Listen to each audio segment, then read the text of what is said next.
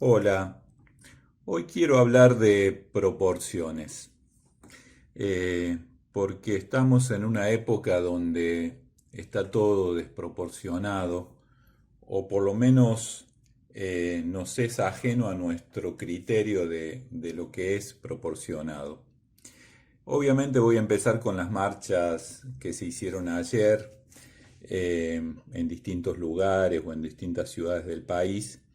Y lo primero desproporcionado es el lugar que ocupa en las conversaciones, en las noticias, en los medios y la cantidad de gente que se movilizó, porque la verdad es bastante desproporcionado.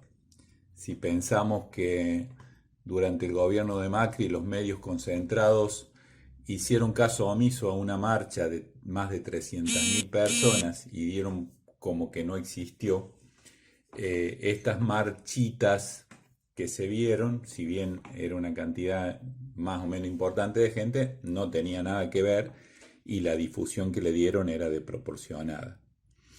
Eh, por otro lado, también es desproporcionado o son absolutamente delirantes las consignas a través de las cuales se manifiestan y se mueven, incluso se fanatizan y hasta se ponen excesivamente pasionales y diría a veces hasta violentos.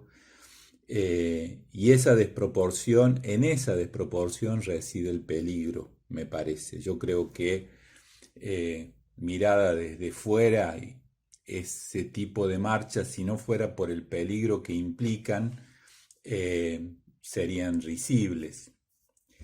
O sea, es desproporcionado la capacidad de daño que tienen para el nivel de propuestas que llevan, porque en realidad es, se podía resumir en viva el desquicio las propuestas que llevan. Sin embargo, no podemos ser ingenuos e implican una enorme capacidad de daño. Quiero recordar que en sus comienzos Hitler era para la política tradicional de Alemania un payaso. Eh, Bolsonaro era un ser absolutamente marginal y hoy está a cargo de un país y es responsable de decenas de miles de muertos, además del desquicio en cuanto a los derechos y en cuanto a el aumento de pobreza, etcétera, etcétera. También Trump era un ser absolutamente marginal de la política de Estados Unidos y ahí está siendo el tipo que tiene el destino del mundo en sus manos. Entonces, creo que si es por el peligro potencial, no podemos dejar de ver, aunque sea desproporcionado. Por otro lado, quiero mirar la proporción del lado de los que construimos. La respuesta del gobierno, que siempre es racional y mesurada, y a veces algunos nos preguntamos si no es demasiado mesurada, porque se puede ser respetuoso, se puede ser no represivo, se puede ser, como digo, respetuoso de las libertades, pero hay cosas que se están haciendo que están por fuera de las leyes. O sea, hay comunicadores que están diciendo abiertas mentiras, invenciones, y lo dicen impunemente y nadie les reclama al respecto. Hay gente que sale a decir que tomen algunas cosas que no están autorizadas y que han llevado a gente a la muerte, y tampoco parece ser que se tienen que hacer cargo del tema. Y después, y lo que creo que más nos importa a todos nosotros, es la respuesta nuestra como ciudadanos.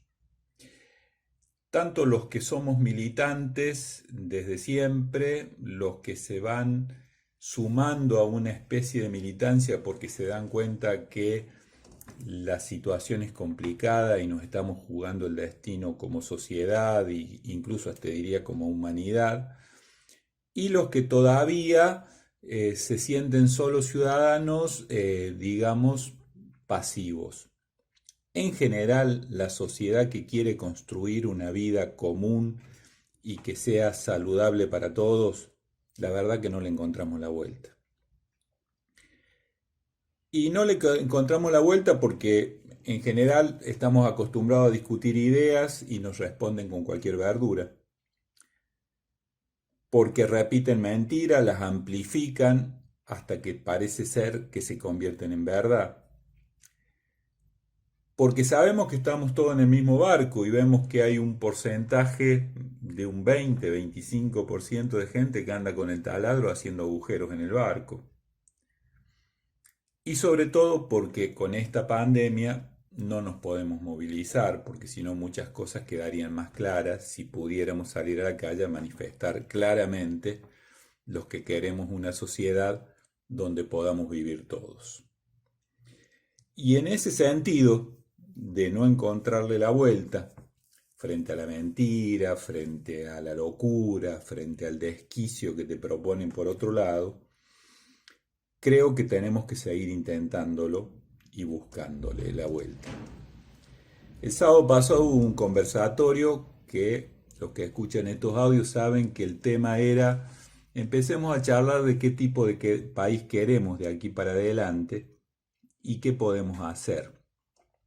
Yo les voy a adjuntar a los de la gente de la lista de difusión un pequeño resumen de lo que fue ese conversatorio porque nos resultó, la verdad, muy satisfactorio, muy saludable, pero además de ir generando una idea fuerza de hacia dónde queremos que vaya la sociedad, no dejaba de percibirse una cierta desazón respecto de, bueno, pero ¿y cómo lo hacemos? Hay como una especie de impotencia en de no encontrarle la vuelta todavía. Ayer justamente charlaba con una persona que también nos sigue a través de estos audios y las listas de difusión y me contaba que se había quedado fuera de los últimos conversatorios porque se sentía aislada y porque se sentía inútil y porque estaba un poco desanimada. Y yo le decía que justamente ahí está la clave, porque ánimo es sinónimo de alma, y si uno se desanima es porque está permitiendo que nos quiten el alma, y esa es la jugada del enemigo, quitarnos el alma. Nos quitaron el espacio de conversación, de discusión, nos quitaron la política, como decíamos en un audio anterior. Obviamente ya nos habían quitado la historia porque la cuentan como a ellos les conviene, y ahora nos quieren quitar el ánimo. Y ahí es donde está la lucha diaria, cotidiana, y que también tenemos que encontrar la proporción, porque también nos suena desproporcionada lo que podemos hacer frente al tamaño del conflicto.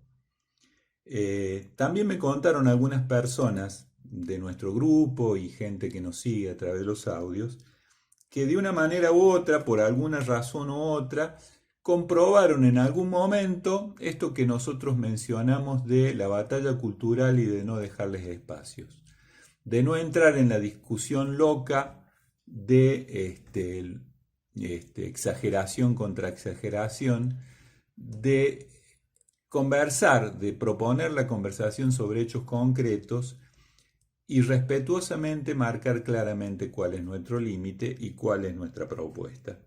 Y esas personas me contaban que se sorprendieron de los buenos resultados. Nosotros originalmente como grupo nos llamábamos Nuevas Fronteras y tenía que ver con esto.